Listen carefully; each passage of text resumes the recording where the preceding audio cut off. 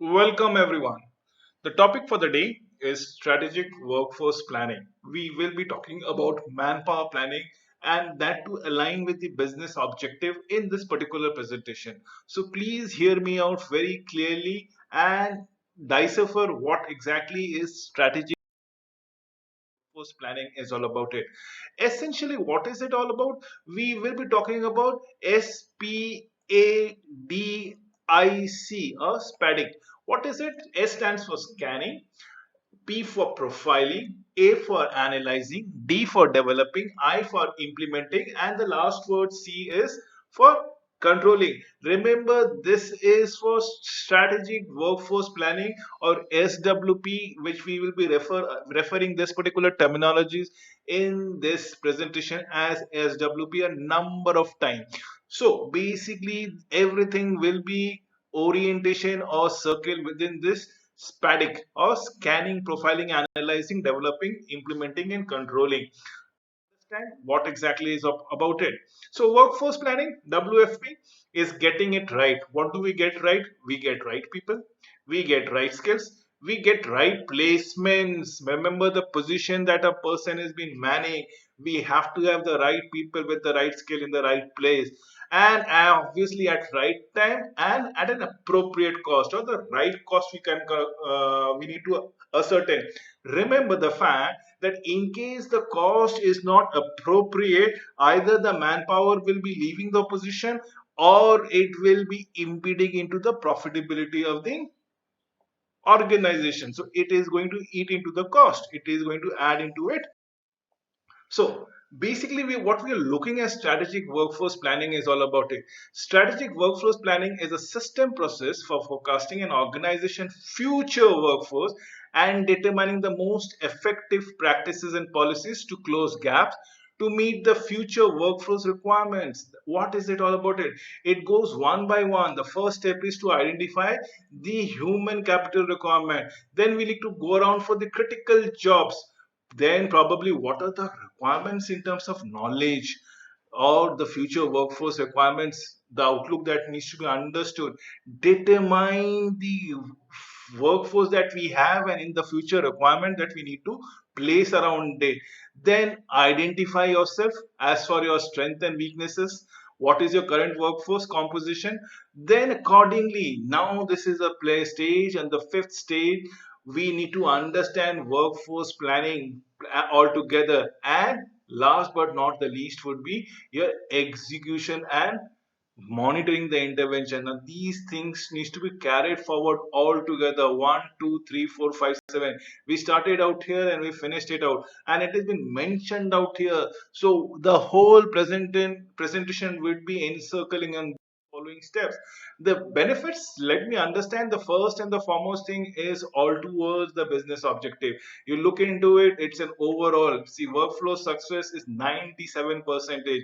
If we have the right people with the right skill at the right place at the right time and at the right cost, all work done, everything said and done has been removed altogether. So we need not go into it. Definitely it gets encapsulated in terms of budgeting, in terms of competitive advantage, in terms of value proposition of the HR function, the internal talent or capability or succession planning we are talking about it, the critical roles that we need to understand. So these are top benefits of workforce planning. Remember, workforce planning as an integral part, an integral aspect of human resource monitoring, human resource and business planning. What do we go around it?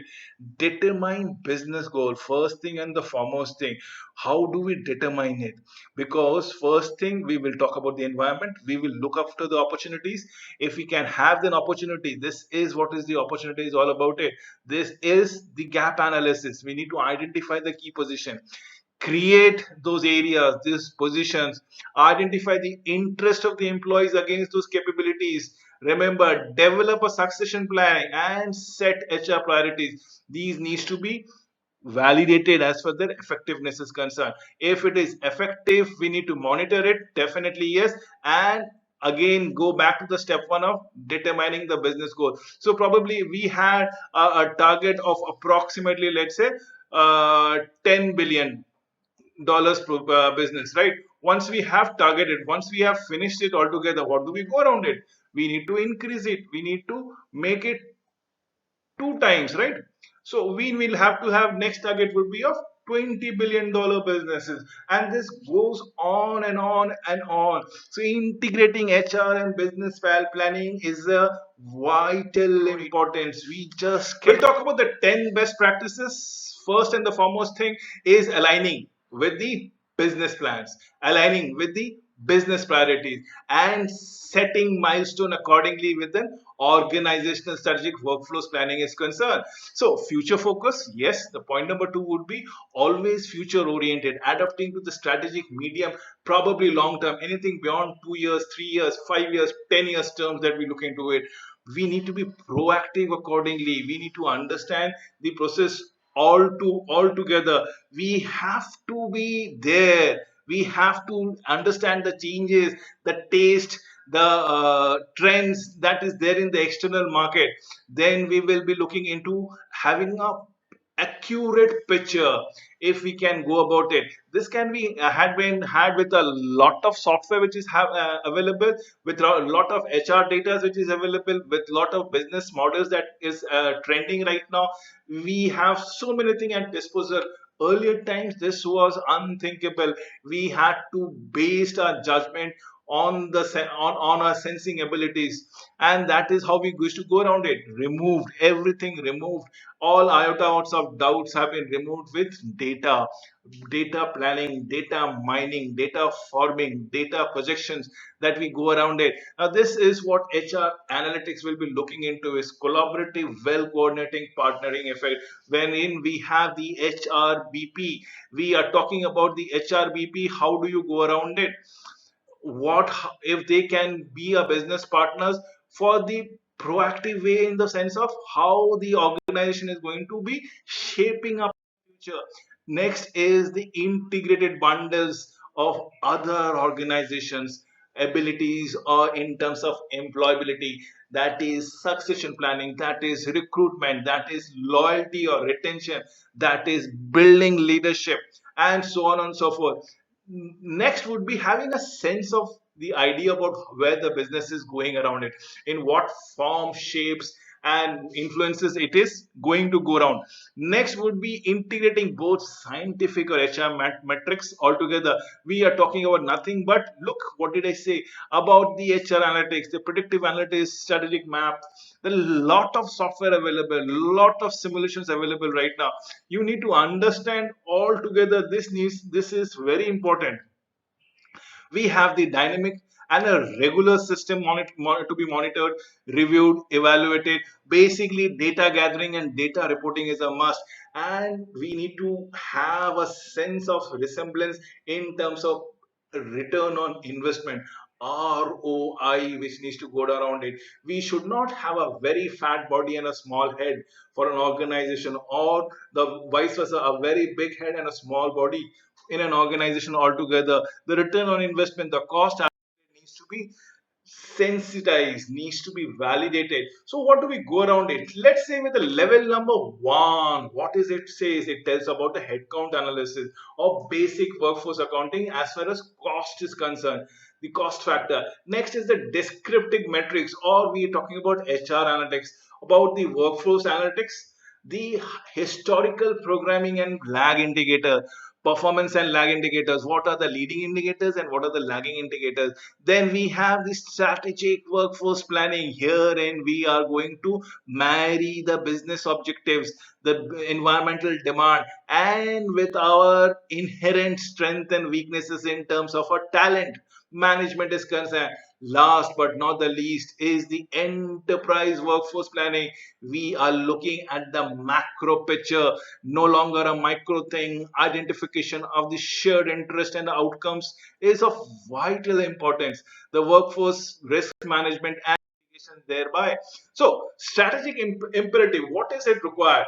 We need to do it because we need to understand the talent that is required to deliver a strategy, and this is needs to be done on a future oriented. Remember what we are talking in terms of organization delivering its organization, which is of vital importance. We need to bridge any gaps, We need to have a future projections all together. So essentially what I'm talking about is an integral business function of today's organization, strategic workforce planning. Remember, it cannot be separated as a separate unit altogether, as a different unit altogether, or it can be ignored at any cost. So what is it all it relates to? It is all about technology, analytics, collaboration, and overall business strategy. This is where we need to highlight ourselves. This is which we need to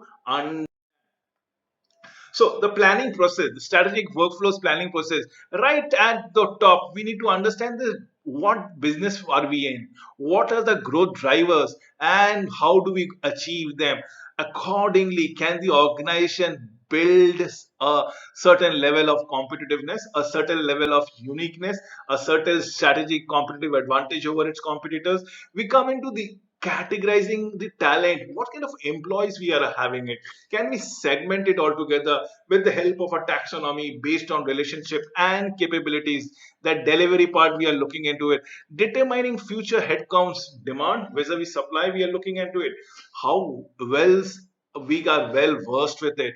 Identify gaps and evaluate the scenarios. What are the requirement? If there are any impediment, if there are any fallacies within the system or an environment wherein we can chip in as an organization, we chip in to the satisfaction of the customers, the end customers. If it is possible, if it is hidden, if it is overlooked, can we man those things? Can we understand those potential gaps? Next or the last would be your talent strategy agenda to close such gap that has been identified, often hidden, maybe overlooked, and so on and so forth. So what action we need to take around it, how much investment is to be done so that our end customers remains very loyal and very satisfied with our services. So we'll talk about the system views altogether.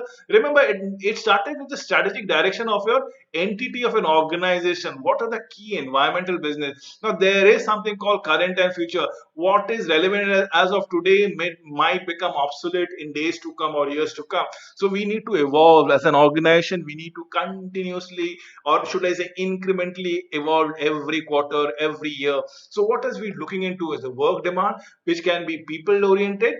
Look out here, and the people supply, what is we are looking at. Now this, the work demand itself can change in types of work performed and the volume of the quantity of the work that goes around it, the trends, the promotion. Now what is it all about? It is the sustainable workforce structures. We have the workforce plan, we have the planning capability of processes, and the tools thereby that go around here. So, allow me to discuss SPIDAC, as I've been telling it to you at the very beginning of the thing. Scanning, profiling, analyzing, developing, implementing, and controlling. Scanning, we all understand, right? This is threat, opportunities, strength, and weaknesses, both of environment, we are talking about it, and the organization.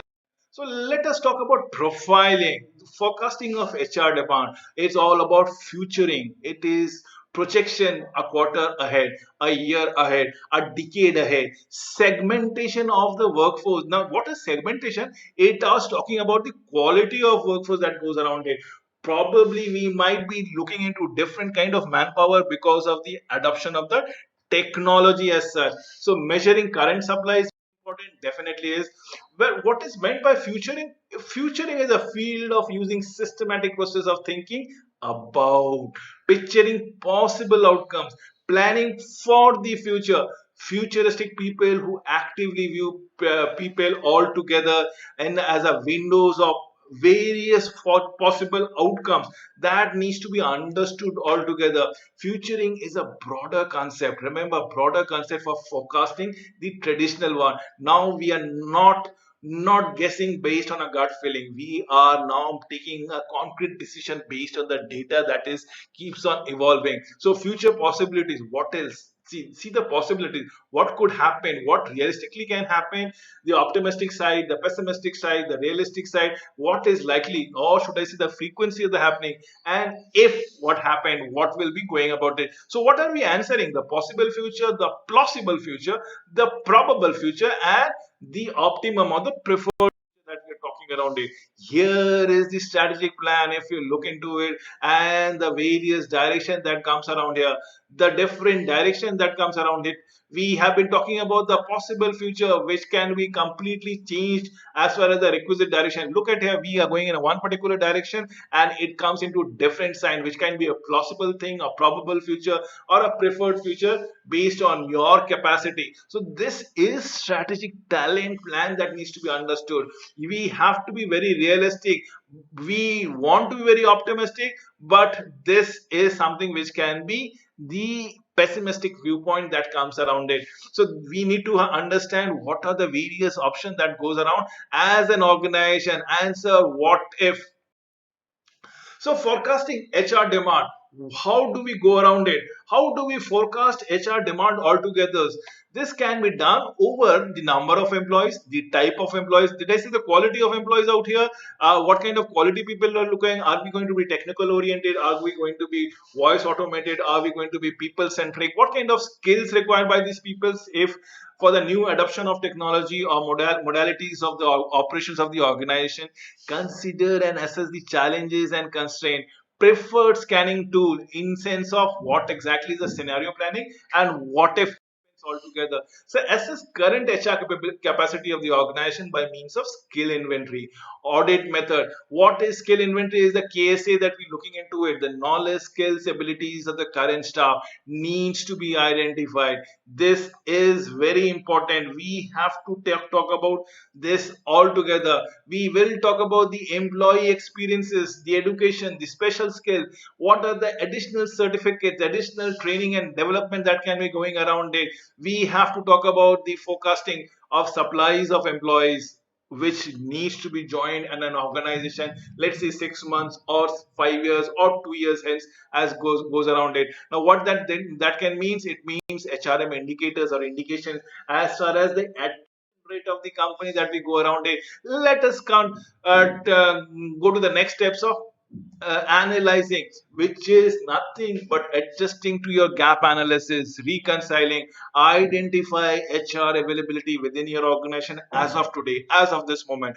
Then probably extrapolate the requirement of human people at a future point of time with respect to your mission and the objectives of the organization. And if there are any gaps out in between these things, we have to measure them, and that is what the reconciliation will always be around it. Next is step would be your developing. Remember, having an action oriented HR plans. That is what developing strategic workforce planning is all about. It. We are talking about the strategic planning. Now remember, this is in respect to the organization. Based on the organization strategies, even the human or manning skills will change. We will talk about forecasting. We will talk about having an existing modalities of the business and the change modality of the business in due courses of time. So how do we go around with comparing this thing? We can have a demand is equal to supply, or more demand no supply, or more supply no demand. What needs to be taken in case if it is equal to no action is required? If there is more supply, what needs to be done? It needs to be having a restricted hiring or reduced hours, early retirement, or downsizing. So more supply. But in case there are more demand and shortage of workers, we need to go for aggressive hiring, aggressive selection, take appropriate risks to go around it. Then comes the implementation stage. The intervention is where we develop and initiate the resourcing strategies, matching strategies of the intervention with the surplus of the deficit as far as the manpower is concerned. Action plan based on the implementation methodology, strategy implementation as the around here. So, what is strategic HR plans would be all about it. We talk about the restructuring strategies as far as downsizing, right sizing, growing, recruiting, training and development. If we can enrich our employees, if we can empower them, the recruitment strategies, it can be in-house when it is talking about promotions, it can be out-house altogether from other companies that we are going around it. We can go for out campus interviews as the case might be. Then there's something called outsourcing strategy, wherein we don't recruit anything but probably hire a part of the job, of the core job, to another vendors. And then there can be something called joint venture between two vendors and the or between two organizations wherein there might be 60 40 40 60 50 50 70 30 kind of partnership wherein people chip in join in based on their competency, and that is what is strategic action plans all about it. So I've just given you an action plan template out here. Remember the objective we're talking about it, the requirement of people. We are looking at only HR issues. So goal completion date, if we can have this thing and probably tell if there are any impediment that can come around. So the last step, remember, this is the last step, is controlling. We have to control the process. And how do we control the process? Is very at the beginning we set up the standards, and then we will note what has been happening actually during the process altogether. If there is a comparison that needs to be taken between standards and actuals, remember standards and actual. If there is anything which is not matching, not marrying, we take a corrective action and follow up. And that is how tracking, monitoring, measuring, evaluating, and reporting of the work is been taking place all together. This is how we go ahead and monitoring your progress, measuring them, evaluating them, reporting them. So what does it all learning takes away from? Strategic workforce planning and alignment. This is getting everything right, having a clear crystal view, having a business focus with in terms of your recruitment, aligning the recruitment or workforce planning as in sync with the business strategy, application of the best principles, talking about HR analytics, talking about HR matrix, and the SPADIC process that I've already said it to you is the essential of strategic workflows process or planning is concerned. This I come to an end of this presentation. Thank you for watching this video.